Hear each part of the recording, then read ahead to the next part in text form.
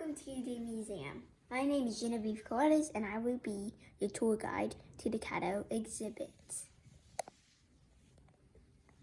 I'm going to show you 3 highlights, and then some of the tourists can ask about the upper area. As I'm gonna show you the mounds, the trail, and the hut. There is 3 main types of mounds: ceremonial, burial, and one for the chief. On the ceremonial one, they had religious ceremonies that celebrated the religion. For the burial one, they buried important people that died there. For the chief one, the chief lived on there and had his hut on there. The trail was important because it led into the forest, but it was also important because it was used as a trade route. They traded with other Indian groups to get things they couldn't get in the environment, like fish. This is the hut. I'm not gonna mind that he was fell down. Okay, so the hut was made out of straw, grass, and wood. A lot of different varieties of these things. And once they got old, they would look more like this. Also, fun fact, when there was a new chief or the old chief died, they would actually add a new layer to the chief mound and bring down all the huts and rebuild them again. What a lot of work. Okay, now for the questions. Q and A. I have a question. Yes. So, can you tell me about the cloth up there? Okay, this is a woven cloth that I made myself. How did you make it? I made it using the loom and these. They made things that they couldn't get today, like this, the thing you're wearing, maybe this, maybe that.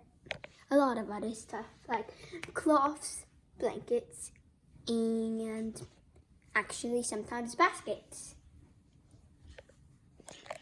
So talk about their food. How do they eat and how do they get food? They used, they were farmers. They didn't hunt much. If they did hunt, they would use stuff. Okay, the corn is sort of dying on us, but we're not gonna mind that. Okay, survive, corn, survive.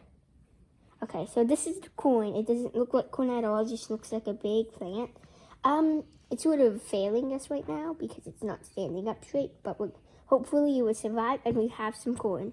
Maize corn looked like this. It was different colors. It's not like the corn you have today.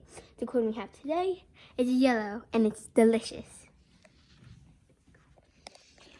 So how did they, what about animals? Did they eat meat? And did they hunt for it or what?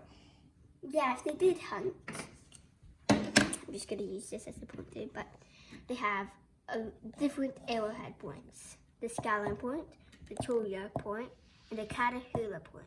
These are the different shapes. The scallon point sort of looks like an arrow. Yeah, actually just an arrow, an up arrow. The Toya points look more like maybe a fireplace, you could say. A large fire. This is the fire, this is the wood. And this just looks like a rocket. The Caterpillar points looks like a rocket. So, what did the Caddo Indians do that has influenced our culture today? Oh, okay. So, this is a toy horse. They never had them back then because they probably didn't make them. They had different kinds of toys back then, not modern stuff because we're just too modern for their world. But this is painted. I painted it myself. No, it did not come like this.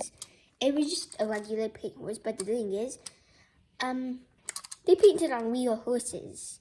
Because I guess they believe that painting on horses would make them look bold and brave.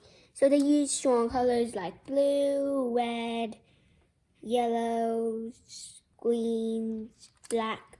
They also had handprints a lot of the times. But this is a toy horse, so I couldn't really fit a handprint. I actually tried to make a fingerprint, but we're not going to talk about that. Now, this influenced this big mess. Whatever this is a toy.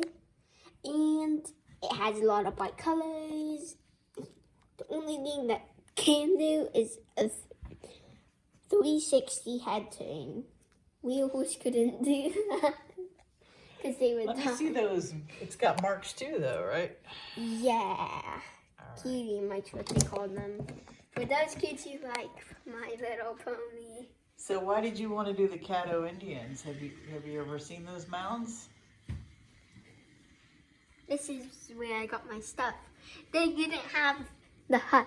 They were rebuilding it from a storm or something that was in Crockett. My family, aka you, Dad, likes going to lake houses. So we fished a lot. We did a lot of other stuff. We swam. But we also got to see this. Except for, we just got to see the mounds.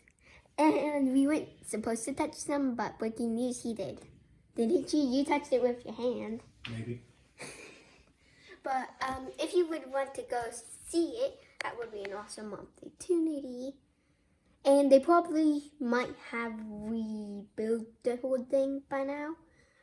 Because they started rebuilding in December, they said. But it would be an awesome opportunity, so I recommend it.